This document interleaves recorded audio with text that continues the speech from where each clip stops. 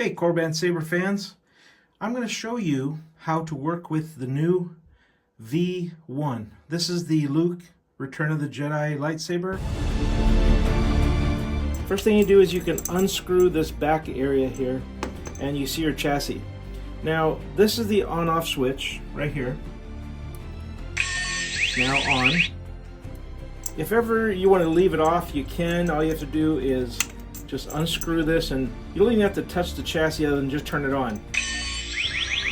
And then you can go ahead and put this back on. When you turn it on, you can't pull it out because it has to twist. You have to twist it this way and then it pulls out because there's a groove right here that it has to align up to. So you have to align the groove like so, and then you turn it into place. The way you know that you have it in place is these little lights will come on. So even if it's on,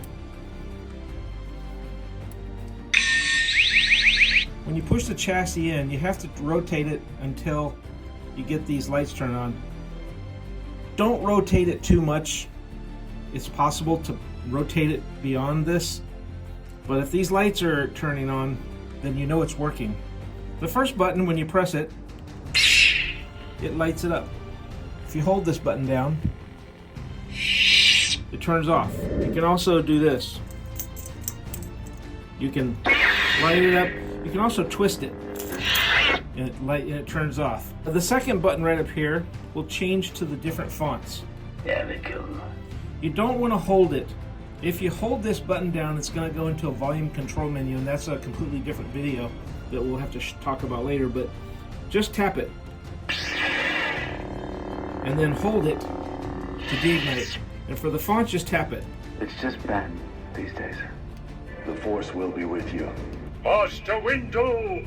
I can bring you in warm. Where is he? Currently I have it on a red font, so when you push this, it's going to light up red. The one thing you can do is you can pull this thing back, and by pushing this little white button, it turns it on as well. That's just an added feature. Be careful when you put this back on. You don't want to knock the button off. So kind of hold it down. There you go. The green chassis that's in there, or the green little board that's in there, is intentionally put in loose. It's not meant to be secured down. If ever you get where this control box is loose, you can pull the strip off. You can pull out the green board, but careful because it's wired. But you can move it enough to where you get access to a screw that tightens to make this control box tighter. It most likely will never be loose, but if it is, that's how you do it. Now this up here is the blade retention screw, and I believe you got 1, 2, 3. This is the blade emitter. That's the one you use if you're going to put a blade in. Now if you hold with your thumb and finger here, you can take this off. This part here does not unscrew because you got wires in there, and that would be very bad. So this is the static emitter. You don't really want to, you could light up your saber if you want to. It does still glow through there, but that's if you want to display it for non-blade use. Now I will tell you what you can take apart. You can hold it here and you can turn this part. This part does come out. You just can't take it apart anywhere else here because there's wires in there. So you can then unscrew this, take this part out. If you want to put the, the non see-through rib section, completely up to you. Some people would rather display it this way.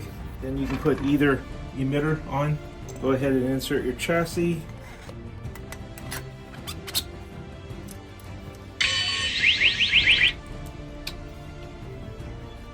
There you go. It's just a matter of getting it in the groove, pushing it all the way in, and turning it so that there's a strip inside on top of the chassis that has to turn so it's underneath this section. There it is. So it still works. but now you don't have the cutaway. So it's just a matter of minor adjustments. But you have your font button and your light up mode. I can't think of very many more things other than you do get two different pommel caps. You get one that has a sound vent and one that's does not. So if you put this on, it's going to be, the sound will be very quiet. So most of the time people would only use this if you want to display it and you're not going to light it up. But this is the one you use, and these just come off real easy like this. Now this part is intentionally meant to be loose because you can turn it in any direction or you can put it in any direction you want. Sometimes people will call it, you can clock it. So if you put this on and you want the D-ring here, great. If you don't, if you want the D-ring to be up here, now you've clocked it into a different position. You got two of these rib sections.